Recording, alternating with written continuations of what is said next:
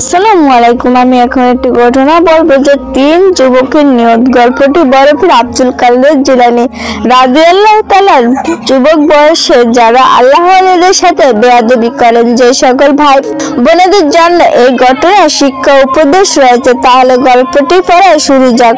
কতিবে জামান হযরত আব্দুল কাদের জিলানী তাহলে যৌবনকালে একটি ঘটনা। জিলানী রাদিয়াল্লাহু তাআলা তার যৌবনকালের একটি ঘটনা। একদিন তিনি এক বুজুর্গের সাথে মুলাকাত করতে যাচ্ছিলেন। সঙ্গে ছিল আরো দুজন লোক। ওদের গন্তব্য সেই একই জায়গায়। চলতে চলতে ওরা পরস্পর কথা বলছিল। হযরত আব্দুল কাদের জিলানী ওদের কথা চুপচাপ শুনে যাচ্ছিলেন। নিজ নিজ তিনি কিছুই বলছিল না। কথা হচ্ছিল বিভিন্ন বিষয় নিয়ে। আলোচনা থেকে কোনো কিছু বাদ যাচ্ছিল। ব্যক্তিগত, পারিবারিক, রাষ্ট্র সব ধরনের কথা স্থান পাচ্ছিল ওদের আলাপচারিতায়। সঙ্গে দুজন, একজনের নাম ইবনু শাকা। বেশিরভাগ কথাই সে বলছিল, তার মুখ থেকে যেন খই ফুটছিল, যেন কথাবার্তা। এক পর্যায়ে সে সাথীকে জিজ্ঞাসা করলো, ভাই, তুমি কি উদ্দেশ্যে বুজুর্গের খেদমতে যাচ্ছ? জবাবে সে বলল, আমি কেবল একটি উদ্দেশ্য নিয়ে সেখানে যাচ্ছি, তা হলো রিজিকের সুস্থতার জন্য দোয়া চাওয়া।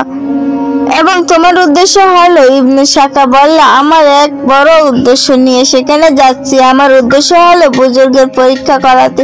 তিনি কোন মাপের বুজুর্গ তা দেখার জন্য আমার দীর্ঘ সফর। এই জন্যই আমি এত কষ্ট স্বীকার করছি। সেখানে যাওয়ার পর তুমি দেখবে আমি বুজুর্গের এমন প্রশ্ন করব যার উত্তর দেওয়ার কোনো মোটেই সহজ হবে না। তাছাড়া তিনি কি শুধু বুজুর্গ নাকি আলেম তার পরখ করা আমার উদ্দেশ্য। আলাপ ও আলোচনায় এক পর্যায়ে পৌঁছে ওরা হযরত আব্দুল কাদের জিলানী রাদিয়াল্লাহু তাআলার দিকে মনোনিবেশ করলো। জিজ্ঞাসা করলো, ভাই, আমরা কোনো বুজুর্গের খেদমতে যাচ্ছি তো? তুমি শুনেছো? এবার বলতো তোমার নিয়তটা কি? হযরত আব্দুল কাদের জিলানী বললেন, বুজুর্গের খেদমতে হাজির হয়ে ইসকাই আত্মার সংশোধন এবং তার কাছে দোয়া নেওয়ার জন্যই যাচ্ছি। আল্লাহ যেন তার ওসিলায় আমার উপর সদয় হন, আমার প্রতি রহম করেন। এটাই আমার উদ্দেশ্য। এছাড়া আমার আর কোনো উদ্দেশ্য নেই। ওরা তিনজন দীর্ঘ পথ সফর করে এক সময় সেই আল্লাহওয়ালার দরবারে উপস্থিত হলো। এদিকে আল্লাহ ওলি তার খেদমত যুবক তিনজনে উপস্থিত হওয়ার আগেই কাশ্যপের মাধ্যমে ওদের অবস্থা সম্পর্কে বিস্তারিত জেনে ফেলেছেন। তাই তিনি ওদেরকে কিছু বলার সুযোগ না দিয়ে একে একে প্রত্যেকের প্রশ্নের জবাব দিতে লাগলেন। দুনিয়াবি সম্পদের আশায় সে লোকটি এসেছিল, তার হয়তো। হযরত বললেন, আমি তোমার পায়ের নিচে স্বর্ণের গুপ্ত দেখতে পাচ্ছি। যেহেতু এই কথা দ্বারা লোকটি মূল উদ্দেশ্য অর্জিত হয়ে গেল, তাই নিজ থেকে রিজিকের প্রস্তুতার জন্য তার কাছে দোয়া চাইতে হলো না। প্রথম ব্যক্তির কাজ শেষ হয়। বুজুর্গ এবার ইবনু শাকার প্রশ্নগুলো উল্লেখ করলেন, তারপর এগুলোতে জবাব দিলেন। বলতে লাগলেন, প্রথম প্রশ্নের জবাব হলো এই, আমার দ্বিতীয় প্রশ্নের জবাব হলো এই। এভাবে এক এক করে সবগুলো প্রশ্নের জবাব দিয়ে অবশেষে তিনি ইবনু শাকাকে লক্ষ্য করে বললেন, আমি তোমার কপালে কুফরির নিদর্শন স্পষ্ট দেখতে পাচ্ছি। আমি দেখতে পাচ্ছি অচিরেই তুমি ইসলাম ত্যাগ করে মুরতাদ হয়ে যাবে। আল্লাহ কি মর্জি। বুজুর্গ লোকটির কথা যথাযথ বাস্তবায়ন হয়ে গেল। তিনি যেরূপ বলছিলেন সেই শেষ পর্যন্ত ঘটনা এরূপই হলো। ইবনু শাকা ছিল তৎকালীন খলিফার বার্তাবাহক। তাকে বিশেষ সংবাদ দিয়ে সম্রাট হিরোকিলাসের নিকট পাঠানো হয়েছিল। সম্রাট তার জ্ঞান গরিমা দেখে খুব আপ্যায়ন করলেন, এমনকি বড় আলেম হওয়ার কারণে তাকে দেশের রাষ্ট্রদূত হিসাবে নিযুক্ত করলেন। ফলে ইবনু শাকা দেশই থেকে যায়। দিন যায়, রাত আসে, আবার রাতের পরে দিন। এভাবে কিছুদিন যাওয়ার পর সেখানে তুলকালাম কাণ্ড ঘটে গিয়েছিল, যার কারণে ইচ্ছে বুজুর্গের সাথে বেয়াদবিমূলক আচরণ। সে বলেছিল যে বুজুর্গের প্রশ্ন করবে যে এবং দেখবে সে আলেম কিনা। এতটুকু তার সব নিঃশেষ হয়ে গেল। তার ফলশ্রুতি ইবনু শাকা স্মার্ট হিরোকিলাসের এক মেয়ের প্রেমে পড়ে যায়।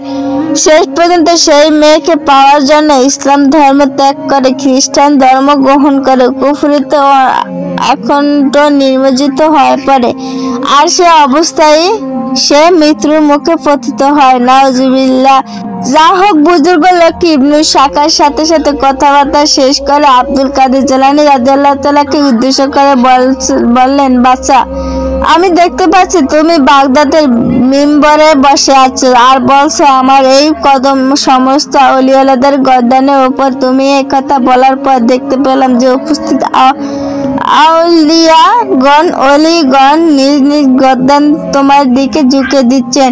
বুজুর্গ এই কাশফ একদিন সত্যি সত্যি বাস্তবায়িত হয়েছিল। এবার হযরত আব্দুল কাদের জিলানী রাদিয়াল্লাহু তাআলা বাগদাদের শাহী মিম্বরে বসে বয়ান করেছিলেন। বয়ানের এক পর্যায়ে হঠাৎ তার অনিচ্ছা সত্ত্বেও মুখ থেকে বেরিয়ে পড়ে, আমার এই কদম সমস্ত আউলিদের গর্দানের ওপর। এই কথা শোনা মাত্র উপস্থিত বুজুর্গ স্কাই গর্দান ঝুঁকিয়ে দিলেন। কেউ কেউ গর্দান ঝুঁকাতে ঝুঁকাতে বলেন, বরং আমার মাথা এবং চোখের ওপর। প্রিয় পাঠক পাঠিকা, দুই যুবক তো তার নিজ নিয়ত অনুসারে ফলাফল লাভ করেছে, এবং যেহেতু ইবনে সাকার নিয়তটা কেবল মন্দই ছিল না, আল্লাহলীদের সাথে বেয়াদবিমূলক ছিল, তাই হেদায়েত থেকে বঞ্চিত হয়ে বেঈমানি হয়ে দুনিয়া থেকে বিদায় নিয়েছে। তাই আসুন আল্লাহলীদের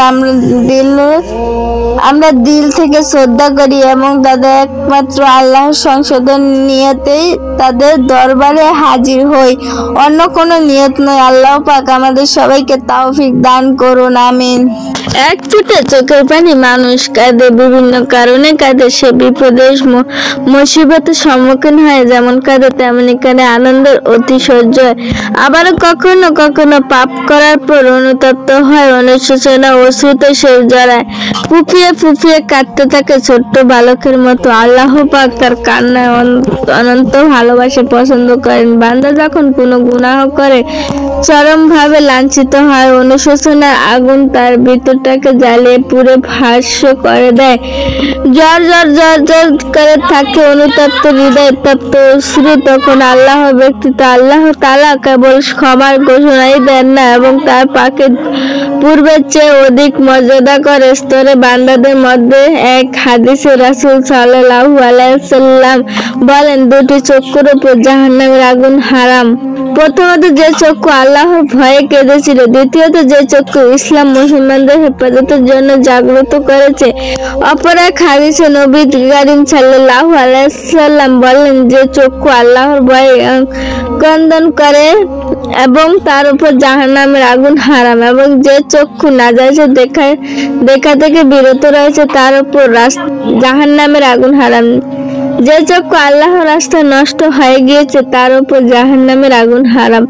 অন্য এক দীর্ঘ হাদিসে সেই সঙ্গে রাসূল সাল্লাল্লাহু আলাইহি ওয়াসাল্লাম বললেন, আল্লাহ তাআলা নিকট বান্দার তিনটি কাজ অতীত এক জানো মাল দ্বারা আল্লাহর রাহে শক্তি ব্যয় করে, 2 পাপের জন্য অনুতপ্ত হয়ে কান্দন করে, 3 অনুকষ্টের সময় ধৈর্য ধারণ করে। উপরোক্ত হাদিস সমূহ এবং সংক্ষিপ্ত আলোচনা দ্বারা এই কথা স্পষ্ট রূপে প্রমাণিত হলো যে চোখের ওই পানি যা আল্লাহর ভয়ে নির্গত হয় এবং তার মূল অনেক বেশি, তাই দ্বারা বান্দা অতি অল্প সময়ে মাওলা পাকের নিকটবর্তী হয়ে পারে, পরিগণিত হতে পারে তার প্রিয় বান্দা হিসেবে। আর এ জন্যই মানুষের প্রসহ্য শত্রু শয়তানের নিকট অনুতাপের অশ্রু অত্যন্ত অপছন্দীয়, যে কিছুতে গুনাহগারের চোখের পানি বরদাশত করতে পারে না, কারণ সে জানে যে থেকে দূরে সরে অল্প সময় অনুতাপ করে অনুশোচনা অশ্রু ফেলে সে অনেক বেশি আল্লাহর নিকটবর্তী হয়ে যাবে। নিম্ন প্রেরণের একটি ঘটনায় পাঠক সমীপে উল্লেখ করেছি। ছোট্ট একটি গৃহ, এরই নাম কোনো বিশ্রাম নিচ্ছেন রাসূল সাল্লাল্লাহু আলাইহি ওয়াসাল্লাম প্রিয় সাহাবী হযরত মুয়াবিয়া রাদিয়াল্লাহু তাআলা। একটানা দীর্ঘক্ষণ মানুষের অভাবে অভিযোগে শ্রবণ ফলে তিনি এখন ভীষণ ক্লান্ত, তাই বিছানায় গা এলিয়ে দিয়ে গভীর ঘুমে আচ্ছন্ন হয়ে পড়েছিলেন। তিনি হঠাৎ করে ডাকে হযরত মুয়াবিয়া রাদিয়াল্লাহু তাআলা ঘুম ভেঙে যায়। তিনি উঠে বসেন, এদিক ওদিক তাকালেন, কিন্তু কাউকে দেখতে পেলেন না। ভাবলেন, কে আমাকে ঘুম থেকে ওঠালো? দরজা জানালা বন্ধ, কোনো মানুষই তো ভিতরে আসার উপায় নেই। তাহলে ঘটনা কি? মুয়াবিয়া রাদিয়াল্লাহু তাআলা বিছানা ছেড়ে উঠে দাঁড়ালেন, তন্ন তন্ন করে গোটা কামরা তালাশ করলেন। হঠাৎ দেখলেন একটি লোক দরজার আড়ালে দাঁড়িয়ে আছে, তার মুখখানা কালো কাপড়ে ঢাকা। কে তুমি? মুয়াবিয়া রাদিয়াল্লাহু তাআলা কঠিন কণ্ঠে জিজ্ঞাসা করলেন। আমি আপনার এক অতি পরিচিত ব্যক্তি। কি তোমার নাম? আমার নাম সবাই জানে, আমি ইবলিশ। অভিশপ্ত ইবলিশ, তুই এখানে কেন? কি মতলব নিয়ে এসেছিলি? হযরত রাগ করবেন না, অন্য সময় আমি মন্দ উদ্দেশ্য নিয়ে আপনার নিকট আসলেও এখন কিন্তু মহৎ উদ্দেশ্য নিয়ে এসেছি।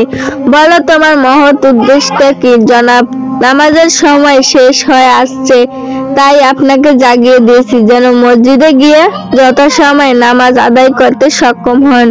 আপনার নিশ্চয়ই জানা আছে যে মুহাম্মদ সাল্লাল্লাহু আলাইহি ওয়াসাল্লাম সময় শেষ হওয়ার আগেই জলদি ইবাদত আদায় করে। আমি এত বোকা নই যে তোর কথা বিশ্বাস করব। তোর কথা তো ওই চোরের ন্যায় হলো যে ঘরে চুরি করে এসে বলে আমি পাহারা দিতে এসেছি। সুতরাং তোর কথা সম্পূর্ণ মিথ্যে। যদি নিজের মঙ্গল চাস তাহলে সত্য কথা বলে খুলে বল। মুতারাম, আমাকে ভুল বোঝাবেন না। আমি তো এক সময় আল্লাহর রহমতে সমুদ্র থেকে পানি পান করেছি, তাই সন্তুষ্টি বাগান থেকে পরিতৃপ্ত হয়েছে। আজ কোনো এক কারণে তার সম্পদের গর্তে আজ পরিণত হয়েছে, তথাপি তার অনুগ্রহ দ্বারা তো একেবারে বন্ধ হয়ে যায়নি। তাই অভিশপ্ত জীবনে মাঝে মাঝে ভালো কাজ করে তাকে স্মরণ স্বাদ অনুভব করছি, অন্তরে মণিকঠোর শান্তি খুঁজি। কথাটি সত্য, তবে তোর বেলায় নয়, কারণ আজ পর্যন্ত তুই লক্ষ লক্ষ মানুষের প্রচেষ্ট করেছিস।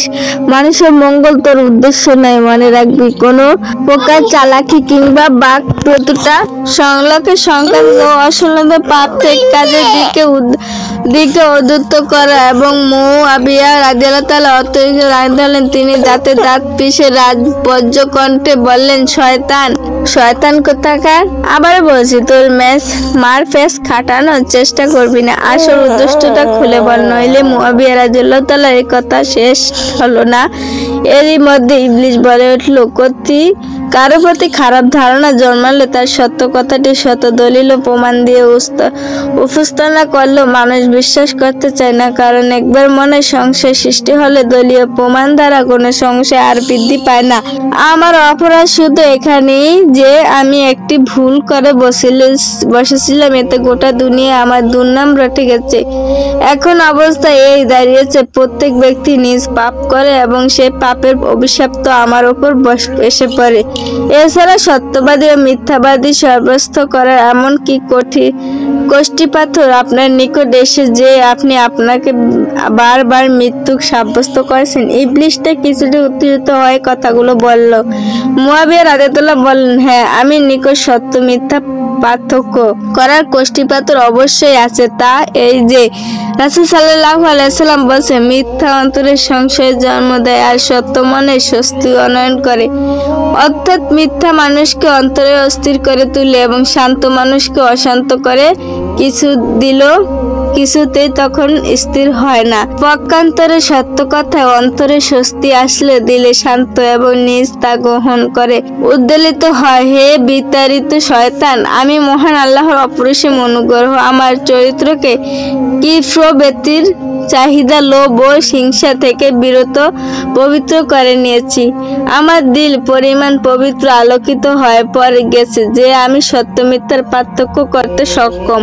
যে অভিশপ্ত জবাব দেয় সে সত্য বলে কেন তুই আমাকে ঘুম থেকে ডেকে জাগিয়ে তুলছিস? কেননা তুই মানুষের প্রকাশ্যে শত্রু। তুই চাস প্রতিটি মানুষ যেন এমন গভীর ঘুমে আচ্ছন্ন থাকে যাতে তার নামাজ কাজা হয়ে যায়। এ পর্যায়ে এসে হযরত আমির মুআবিয়া রাদিয়াল্লাহু তাআলা শয়তানকে শক্ত করে খুঁটির সঙ্গে বেঁধে ফেললেন এবং বললেন, এবার সত্য কথা না বলা পর্যন্ত তোকে ছাড়ছি না। শয়তান এবার বিপক্ষে পড়ে গেল। সে বাধ্য হলো সত্য কথা বলতে, কেননা এতক্ষণ তার সকল প্রকার ধোঁকাবাজি ও ছলচাতুরি মুখোশ উন্মোচিত হয়ে গেছে। সে বলল, দেখুন জনাব, আমি আপনাকে এই জন্য ঘুম থেকে জাগ্রত করছি যেন আপনি জামাতের সাথে নামাজ নামাজ আদায় করে আশ্বস্ত হন এবং এই ভেবে মনে মনে তৃপ্তি অনুভব করেন যে আমি ফরজ নামাজ আদায় করতে পারলাম। নতুবা আপনার অভ্যাস আমার ভালো করে জানা আছে, যদি ঘুম কিংবা অন্য কোনো কারণে আপনার এক ওয়াক্ত নামাজ ছুটে যায় তাহলে সমগ্র দুনিয়া আপনার সামনে অন্ধকার হয়ে আসে, সীমাহীন পেরেশানা অস্থির হয়ে পড়ে। আপনি এমনকি এর জন্য আপনি অনুশোচনা আগুনে দগ্ধ হয়ে এত বেশি কান্নাকাটি অশ্রু বিসর্জন দেন যা আপনার সময় মতো নামাজ পড়ার চেয়ে অধিক সম্মানজনক স্থানে উন্নতি করে দেয়। আপনি এই সব মর্যাদা অধিকারী হওয়া আপনার একেবারে শহর বাহিরে। কিছুতে আমি এটা বরদাস্ত করতে পারি না, তাই আমি আপনাকে ঘুম থেকে জাগিয়ে উঠছি, নইলে নামাজ আমার শহর বস্ত্র ছিল কোনো কালে যে যার জন্য আপনাকে জাগিয়ে তুলবো। ইবলিসের বক্তব্য শুনে হযরত মুয়াবিয়া রাদিয়াল্লাহু তাআলা বললেন, হ্যাঁ, এবার তুই সত্য কথা বলেছিস। তো তুই আমাকে ভালোর দিকে আহ্বান করলো, তোর উদ্দেশ্য ভালো নয়, কোনো মতলব খুবই খারাপ। তুই চাস আমি অনুতপ্ত হয়ে হৃদয় নিয়ে আল্লাহর দরবারে যেন হাজির হতে না পারি, এর চক্ষুদ্বয় থেকে অনুশোচনা অশ্রু জড়াতে না পারি। কারণ মুমিন ব্যক্তির অনুতপ্ত হয়ে অশ্রু বিসর্জন দেয়, তা আল্লাহর দরবারে তাকে অধিক সম্মানের আসনে অধিষ্ঠিত করে, তার জন্য তা দেখা দেয় অত্যধিক মর্মজাল হয়।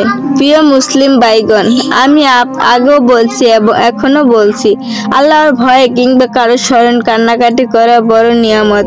বড় ভাগ্যবান এই সমস্ত ব্যক্তি তাদেরকে আল্লাহ তাআলা নিয়মিত দান করেছেন। হাদিস শরীফে আছে, যে ব্যক্তি আল্লাহর ভয়ে কান্দন করেছে ওই পর্যন্ত জাহান্নামে প্রবেশ করবে, যে পর্যন্ত দুধ স্তনের মধ্যে পূর্ণ প্রবেশ না করবে।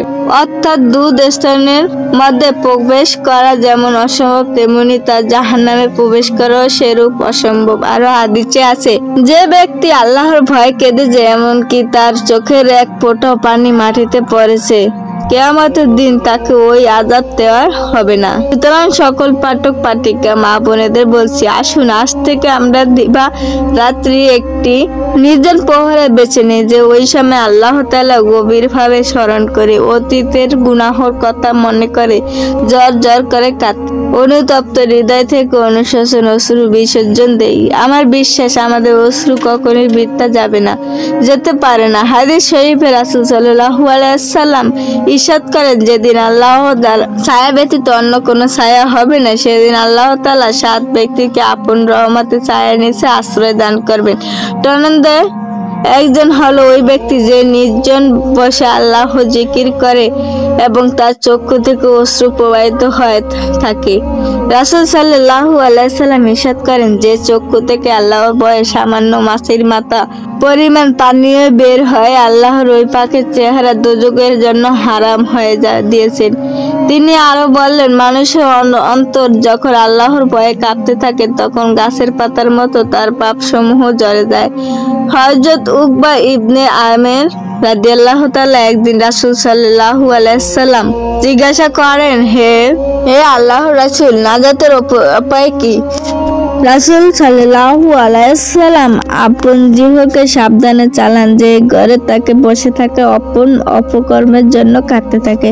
একদা আম্মাজান হযরত আয়েশা রাদিয়াল্লাহু তাআলা রাসূল সাল্লাল্লাহু আলাইহি ওয়াসাল্লামকে জিজ্ঞাসা করেন, হে রাসূলুল্লাহ, আপনার উম্মত থেকে কেউ কি বিনা হিজা হিসাবে বেহেশতে প্রবেশ করবেন? রাসূল সাল্লাল্লাহু আলাইহি ওয়াসাল্লাম বলেন, হ্যাঁ, যে আপন গুনাহে স্মরণ করে কাঁদতে থাকে সে বিনা হিসাবে বেহেশতে প্রবেশ করবেন। অন্য এক হাদিসে আছে, 2টি ফোঁটা আল্লাহর নিকট সবচেয়ে পছন্দনীয়, একটি অশ্রুর ফোঁটা, অন্যটি আল্লাহর রাস্তায় পড়া রক্তের ফোঁটা। হযরত আবু বকর সিদ্দিক রাদিয়াল্লাহু তাআলা বলেন, যার কান্না আসে সে তো কাঁদবেই, যার কান্না না আসে না সে কমপক্ষে কান্নার ভান করবে। মুহাম্মদ ইবনে মুনাকাদের রাদিয়াল্লাহু তাআলা চোখের পানি মুখে এবং দাড়িতে মুছে দিতেন এবং বলতেন, বর্ণিত আছে, জাহান্নামের আগুন ওই স্থানে স্পর্শ করে না যেখানে কান্নার পানি পৌঁছায়। হযরত সাবেত বানানী রাদিয়াল্লাহু তাআলার চোখে বেদনা অনুভব হলে তিনি ডাক্তারের শরণাপন্ন হন। ডাক্তার বলেন, আপনি কান্না বন্ধ করুন, চোখ ভালো হয়ে যাবে। জবাবে তিনি বললেন, কান্না শব্দ করা আমার পক্ষে কোনোভাবেই অসম্ভব নয়, কেননা ওই চক্ষুর কি মূল্য আছে যে চক্ষু কাঁদে না। ইয়াজিদ ইবনে মাইসা রাদিয়াল্লাহু তাআলা বলেন, মানুষের 7 কারণে কেঁদে থাকে যায়। আনন্দের দরুন, পাগলামির দরুন, ব্যথার কারণে, ভয় পেলে, দেখানোর জন্য, নেশা অবস্থায়, আল্লাহর ভয়ে। সে শক্ত কান্নায় যেমন কান্না এর মাত্র ফোঁটা অগ্নির সমুদ্রকে নিভিয়ে দিতে সক্ষম। কাবা আহবানে রাদিয়াল্লাহু তাআলা বলেন, যার হাতে আমার জান সেই আল্লাহর কসম করে বলছি, আল্লাহর ভয়ে কাঁদতে কাঁদতে চেহারা ভিজিয়ে ফেলা আমার নিকট পাহাড় পরিমাণ স্বর্ণ সদকা করার চেয়েও অধিক পছন্দীয়। আল্লাহ তাআলা আমাদের সকলকে উল্লেখিত ঘটনা হাদিসটি থেকে শিক্ষা নিয়ে আল্লাহর ভয়ে প্রকাশিত হয় চোখের পানি বুকেতে ভাসানোর অভ্যাস গড়ে তোলার তৌফিক নসিব করুন। হে দয়াময় প্রভু, তুমি আমাকে সকলের উপর অনুগ্রহ বর্ষণ করো। তোমার হুকুমে এক বাক মানার তৌফিক দান করুন। আমিন সুম্মা আমিন। সক্ষম যে অভিশপ্ত জবাব দেয় সে সত্য বলে কেন তুই আমাকে ঘুম থেকে ডেকে জাগিয়ে তুলছিস? কেননা তুই মানুষের প্রকাশ্যে শত্রু। তুই চাস প্রতিটি মানুষ যেন এমন গভীর ঘুমে আচ্ছন্ন থাকে যাতে তার নামাজ কাজা হয়ে যায়। এ পর্যায়ে এসে হযরত আমির মুয়াবিয়া রাদিয়াল্লাহু তাআলা শয়তানকে শক্ত করে খুঁটির সঙ্গে বেঁধে ফেললেন এবং বললেন, এবার সত্য কথা না বলা পর্যন্ত তোকে ছাড়ছি না। শয়তান এবার বিপক্ষে পড়ে গেল। সে বাধ্য হলো সত্য কথা বলতে, কেননা এতক্ষণ তার সকল প্রকার ধোঁকাবাজি ও ছলচাতুরি মুখোশ উন্মোচিত হয়ে গেছে। সে বলল, দেখুন জনাব, আমি আপনাকে এই জন্য ঘুম থেকে জাগ্রত করছি যেন আপনি জামাতের সাথে নামাজ আদায় করে আশ্বস্ত হন এবং এই ভেবে মনে মনে তৃপ্তি অনুভব করেন যে আমি ফরজ নামাজ আদায় করতে পারলাম।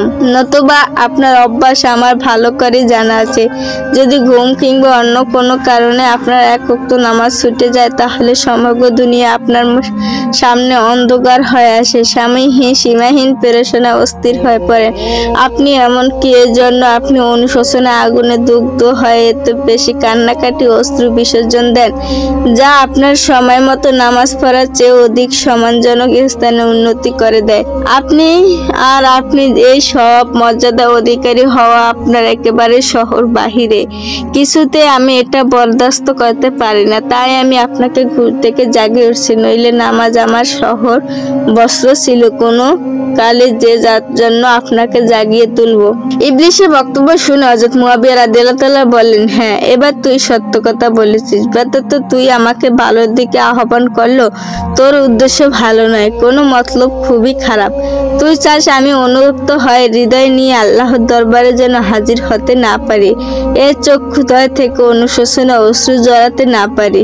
কারণ মুমিন ব্যক্তির অনুতপ্ত হয়ে অশ্রু বিসর্জন দেয়, তা আল্লাহর দরবারে তাকে অধিক সম্মানের আসনে অধিষ্ঠিত করে।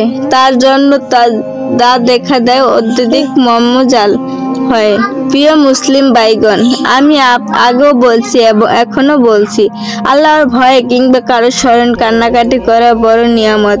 বড় ভাগ্যবান এই সমস্ত ব্যক্তি তাদেরকে আল্লাহ তাআলা নিয়মিত দান করেছেন। হাদিস শরীফে আছে, যে ব্যক্তি আল্লাহর ভয়ে ক্রন্দন করেছে ওই পর্যন্ত জাহান্নামে প্রবেশ করবে যে পর্যন্ত দুধ স্তনের মধ্যে পূর্ণ প্রবেশ না করবে।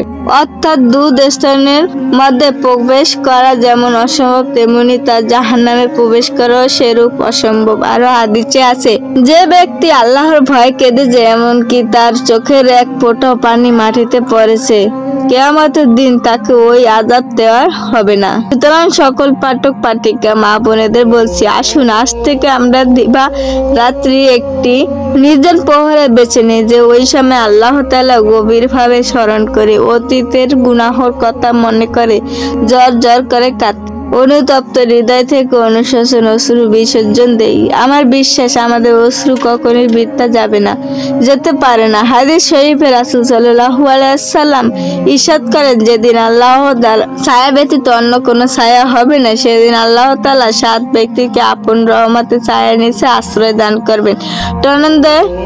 একজন হলো ওই ব্যক্তি যে নির্জন বসে আল্লাহ জিকির করে এবং তার চক্ষু থেকে অশ্রু প্রবাহিত হয়ে থাকে।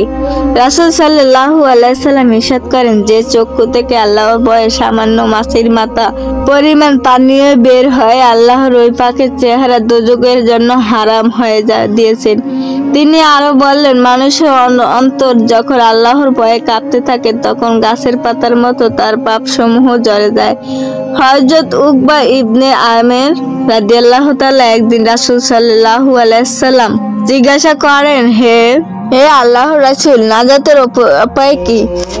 রাসূল সাল্লাল্লাহু আলাইহি সাল্লাম আপন জিহ্বাকে সাবধানে চালান, যে ঘরে তাকে বসে থাকে অপকর্মের জন্য কাঁদতে থাকে।